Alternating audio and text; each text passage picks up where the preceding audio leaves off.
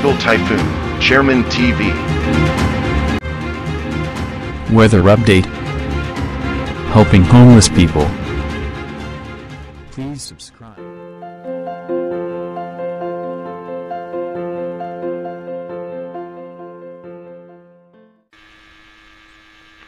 Magandang umaga po. Ito po ang latest update natin ngayong araw, December 23, 2023. Patuloy nga pong umiiral yung shear line dito nga po sa may parte ng extreme northern Luzon at northern Luzon. Asahan nga po natin, meron pa rin po tayong aasahan na mga mahina at katamtamang pag-ulan lamang. At yung lamig ng panahon ay abot po yan hanggang dito sa may parte ng Metro Manila. At meron pa rin tayo mga isolated rain shower na nararanasan dyan. At yung easterlies naman o yung mainit na hangin na nanggagaling sa dagat Pasipiko ay nakakaapekto po yan dito sa may parte ng Bicol Region, Visayas, Palawan at ng Mindanao.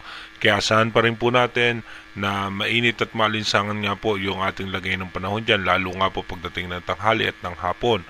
Pero may mga tsansa po tayo dyan ng mga localized thunderstorm.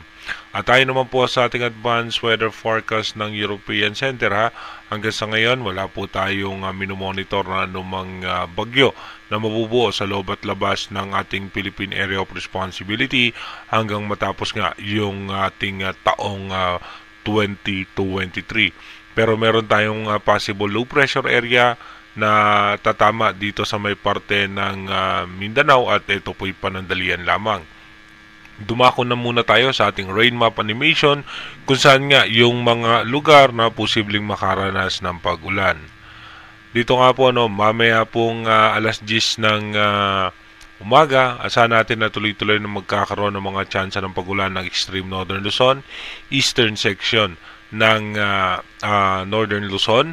At dito nga po sa may Metro Manila, may mga mahihina at katamtamang pag-ulan po tayong mararanasan sa may parte ng Bicol Region, dito po sa Polillo Island, Mindoro Provinces. Pero dito nga po sa parte ng Visayas at Mindanao, magiging maayos naman po ang lagay ng panahon. May mga tsansa ng mga isolated rain shower dito nga po sa Dinagat Island at sa natitirang bahagi ng Visayas. Dito naman sa may dulong bahagi ng Palawan, may tsansa rin po tayo ng mga pag-ulan.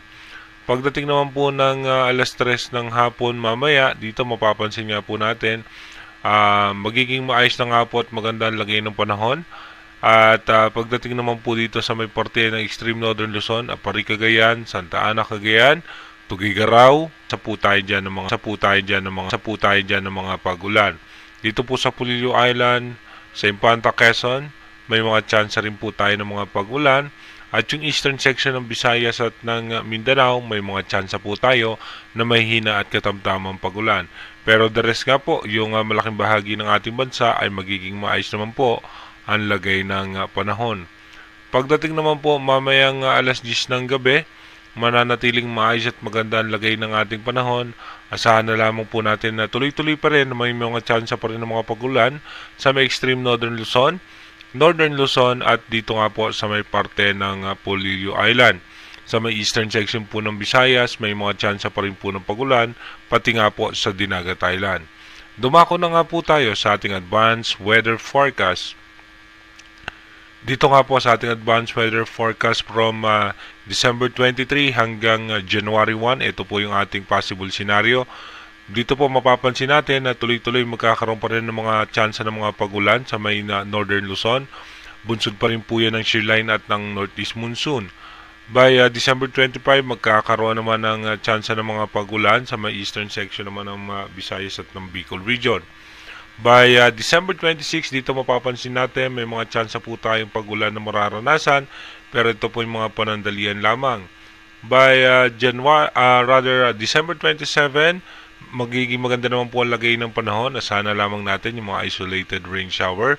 And by December 28, magkakaroon tayo ng possible low pressure area dito nga po sa parte ng Mindanao. Pero ito po ay panandalian lamang.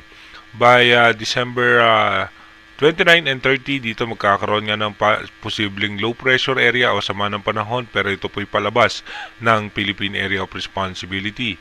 Pagdating naman po ng December 31 and January 2024, magiging maayos naman po ang lagay ng panahon pero mananatiling nakaka-apekto pa rin yung northeast monsoon sa parte ng Northern Luzon. At posible nga pong umabot yung ating amihan hanggang dito nga po sa may parte ng Bicol region dahil bahagyang hihina nga po yung easterlies na posibleng makaapekto lamang dito sa may parte ng Mindanao. Asa natin may mga tsansa pa rin po tayo ng mga mahina at katamtamang pagulan pagpasok nga po ng January. Sa kanya po napapansin natin sa ating advanced weather forecast, wala po tayong inaasahang anumang sama ng panahon or bagyo na makakaapekto sa ating bansa. Pero again, inuulit natin yung ating advanced weather forecast is possible scenario pa lamang po yan. Malaki pa rin po ang posibilidad na magbago yan. Kaya manatili po tayong tumutok sa ating advanced weather forecast para malaman natin kung ano nga ba yung mga posibleng sama ng panahon na makakaapekto sa ating bansa. Bagamat wala po tayong inaasahang bagyo, iba yung pag-iingat pa rin sa ating mga kababayan dahil nga po sa mga posibleng pagulan na dulot nga nung shear line na nakakaapekto sa ating bansa. Mag-iingat po tayo palagi. God bless po sa ating lahat. Copyright disclaimer under Section 107 of the Copyright Act 1976. Allowance is made for fair use for purposes such as criticism, comment, news reporting, scholarship, and research. Fair use is a use permitted by copyright statute that might otherwise be infringing. Non-profit, educational, or personal use tips the balance in favor of fair use. Disclaimer: please note no copyright infringement is intended. I do not own some materials, images, video clips nor audio clips used in this video. All content used fall under the remits of fair use. If happen that someone claims their ownership of the said materials above, I will not hesitate to remove them immediately.